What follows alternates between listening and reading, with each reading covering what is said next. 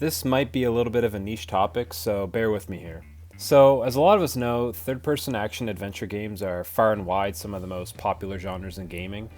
You got Naughty Dog, Rockstar Games, Sony Santa Monica, all showing this in spades over the past generation with Uncharted and The Last of Us, Grand Theft Auto and Red Dead Redemption, and the God of War series. One thing that all of those series do so well is truly cinematic storytelling.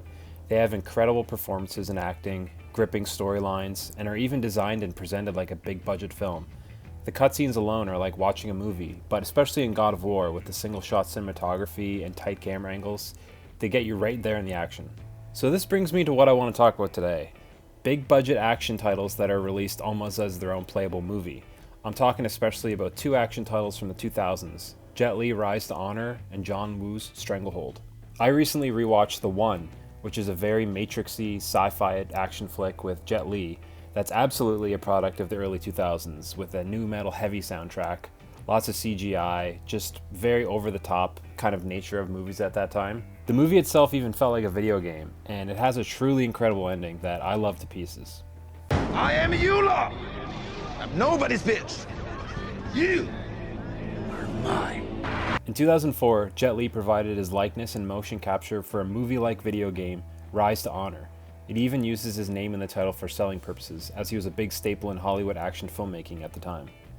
The game was very cinematic, featuring no loading screens and even splitting chapters and levels into scenes. It was linear, full of set pieces, and felt like you were directly participating in a big-budget Jet Li action film. This year I've also done a deep dive into John Woo's filmography, revisiting his action masterpiece and probably one of the best action movies ever made, Hard Boiled, and watching ones I've never seen like The Killer, A Better Tomorrow 1 and 2, and Bullet in the Head. They're all truly amazing movies, and especially Bullet in the Head, which really blew me away and is probably one of my favorite movies now. I even love the cheesy yet awesome Hard Target, a neo-western thrill ride starring Jean-Claude Van Damme doing some just amazingly badass stunts and rocking denim and a mullet all while doing so. Chow Yun-fat was the star of several of those movies, playing Inspector Tequila in Hard Boiled, and in 2007, 15 years after the movie was released, it got a video game sequel in Stranglehold, which featured his likeness and the same character. It's an all-out action extravaganza with slow-mo bullet time gameplay, which had been done in previous games like Max Payne and Dead to Rights. Admittedly though, those games were definitely inspired by the Hong Kong action films of John Woo, so it's essentially come full circle with Stranglehold releasing after those games and featuring the same style of gameplay. What I'm wondering though is, what exactly happened to this style of game? I think the closest thing we've gotten most recently to a cinematic, linear, third-person action title is Max Payne 3, which uses lots of movie-like techniques to present its story and choreograph its action. But I'm really missing the style of game that is all action, designed cinematically, with hand-to-hand combat, third-person shooting, even a minor bit of platforming similar to Uncharted or The Last of Us's spread-out action arenas, and a path that is linear and concise, and something with a renowned actor using their likeness. And to be fair, they don't need to provide motion capture for the action scenes, as modern game design, as we know, is far past the point of needing that. With action films nowadays, the John Wick films are widely popular, and I actually have read recently about the movie studio being interested in doing a AAA John Wick game, which sounds exactly like what I'm looking for. But they could do something like this with anyone nowadays. Hell, put Adam Sandler's face on a protagonist and make him a character. I would play it. Make a game based on the movie Nobody, starring Bob Odenkirk. Anyone would work, really.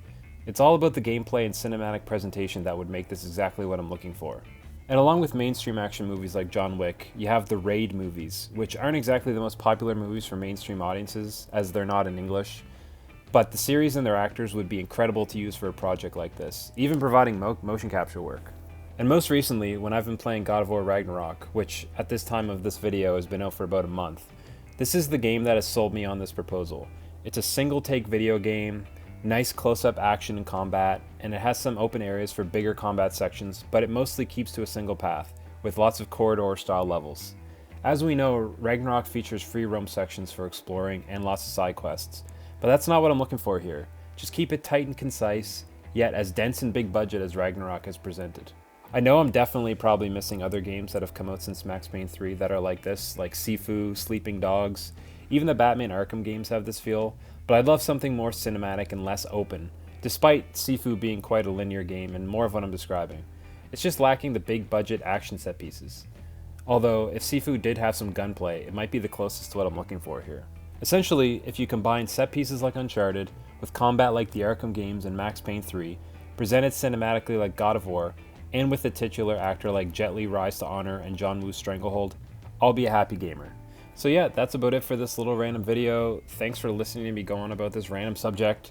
And if you liked the video, you can give it a thumbs up and subscribe if you'd like to see more random gamer stuff.